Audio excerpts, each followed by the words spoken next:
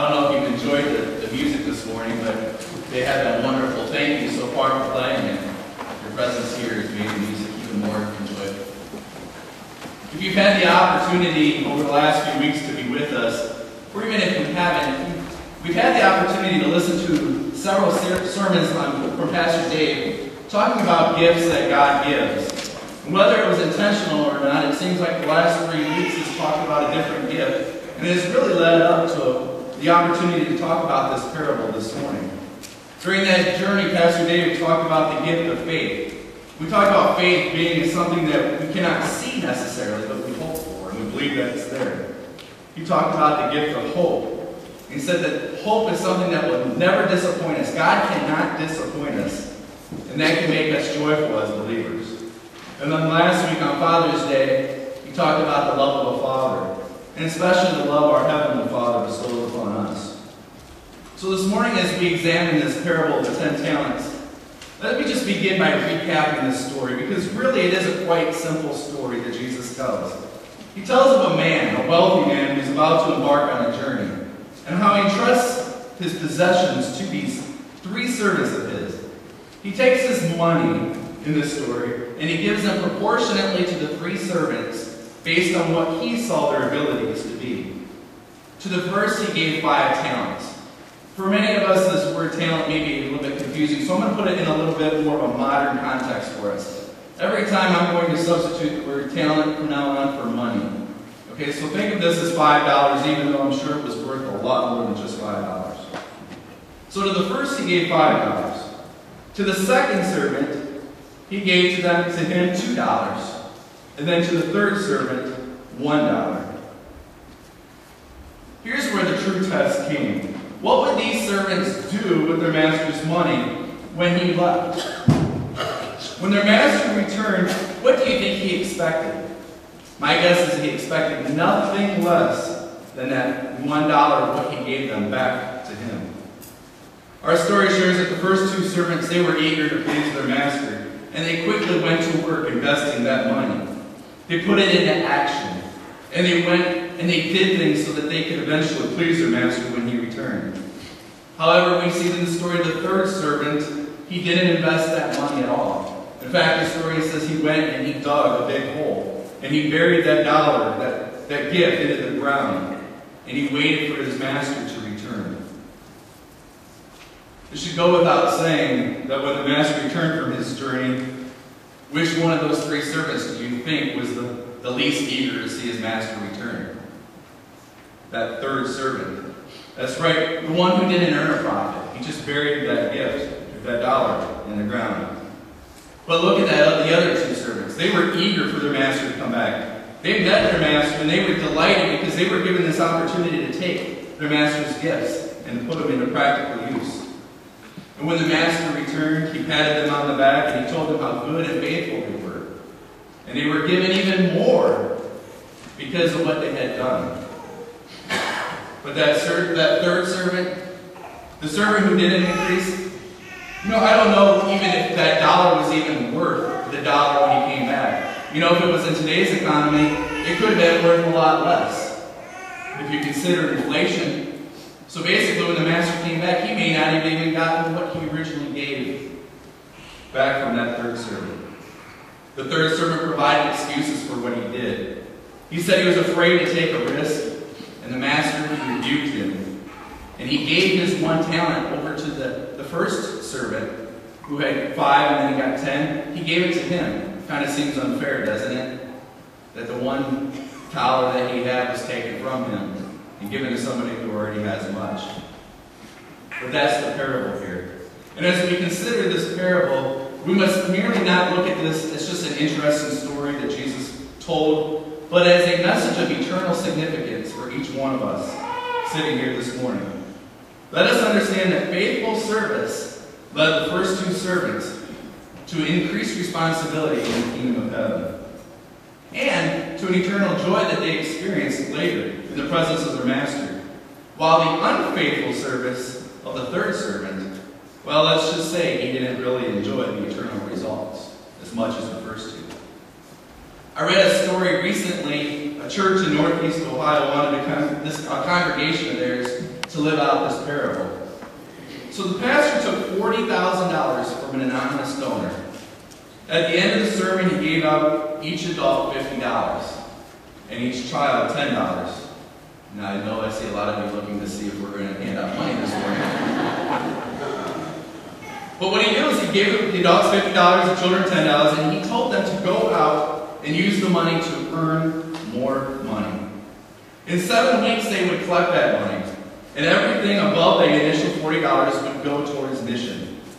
If people were uncomfortable with the idea, they could simply return it. They could simply return that money and give it back to the pastor with no punishment, no strings, just like that third servant in our parable did. It made the people think long and hard about their talents, about what they could do. But people came up with extremely creative ideas. They ranged from a pilot who rented airtime and sold rides to people, to teenagers who pulled their money together and made fleece baby blankets and sold them, to a 9-year-old who made origami and sold the pieces on a stand on the street. And at the end of the 7 weeks, the church collected all of this money. The congregation had raised over $38,000 above that $40,000 which was originally invested.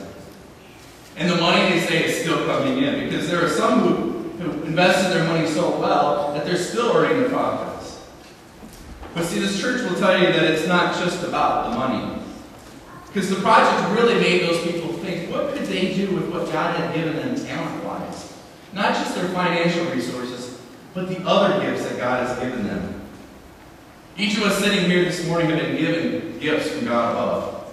He has loaned them to us while He is on His journey, waiting for our entry into heaven, into eternity. And He is expecting, no, probably hoping, that we will use our gifts to increase the kingdom of heaven. Our age doesn't matter. Our length of membership in the Christian church doesn't matter. The amount of money that we have in our savings account, that doesn't matter either. See, this isn't necessarily all about money. More so it's about all the gifts that God has given us. Do you have the gift, like Pastor Dave said to the children this morning, do you have the gift of being a teacher? Then sign up to teach Sunday school or children's church or Bible school. Do you have the gift of loving, just to visit with people and chatting with them? Then see Pastor Dave, maybe be a part of the visitation team. Do you have the gift of music? We have wonderful choirs or bell choir. And you can sign up to do special music throughout the course of the year. You get the idea of what I'm saying. Gifts come in all sizes and packages. But what's important is that we invest our gifts to increase God's kingdom. And whatever you do, the challenge is to do it faithfully. We don't want to do it just because we feel obligated that we have to do something in the church. We don't want to do it and not put our whole heart into it. We want to do it with the utmost respect to God who we're giving glory to. There are too many people in this life who are not faithful in the little things. They're really not to be dependent upon when it comes down to it. They don't always keep their promises. They break their engagements. They fail to pay their debts on time. They come late to appointments. You know those people. They neglect the little things in life, and they're careless in those little things. In general, they are very good people, but their life is honeycombed with those small failures, those small things that just don't put that we can't just put our dependency upon those individuals. That's what Christ wants from us. He wants to depend on us. He wants us to know that we are taking care of those in our church and in our community. There are neighbors, there are co-workers, there are little children who are all around us every day who want to know that there's someone who's going to tell them that their life matters, that they're cared about, that they are loved, not just by us, but by a Heavenly Father above. They want someone who will encourage them on their dangerous journeys of life. And God has given each of you the gifts to share with them. We don't want to bury them here in our pews or underneath our pews and wait until we come back next week to pick those up. We want to take them out when we leave the building. We want to take them out and put them to good practical use. And for most of you here at St. Paul, you're already doing that, and you're to continue to be commended for your faithful service. Pastor Dave shared, I think it was last week, how many of you got involved in the local tornado assistance. From the cleanup, people provided money, they helped pack lunches, they served meals. And they did even more. You are living out this parable whether you know it or not. Many of you have given yourself faithfully to teaching Sunday school, to going on mission trips, to helping with Vacation Bible School, serving bereavement meals, serving as trustees or church council members, and even more. And I can say with confidence, and I'm sure Pastor Dave can as well, that we are blessed here at St. Paul to have servants who are like the first two mentioned in this parable, who have used their gifts to God's glory. And we thank you for that. But if we don't feel like we fit the mold of those first two servants, it's never too late to take that talent, that gift that God has given, and start investing it into eternal significance by giving it to your Master. It's never too late to take what He has put in our lives already. It's already there to go and to share that. Maybe you don't know what you can do or where you're gifted in, and that's okay. You can see me or Pastor Dave or one of the council members, and we can sit down with you, and we can show you the areas that you're gifted in. We can help you determine those areas and put you to work and help encourage you along your journey, putting your gifts to God's glory. And together as servants of Christ on this earth, we can make an eternal difference in the lives of those around us if we faithfully answer His call to use our gifts. May God give you the strength and the courage to serve Him faithfully.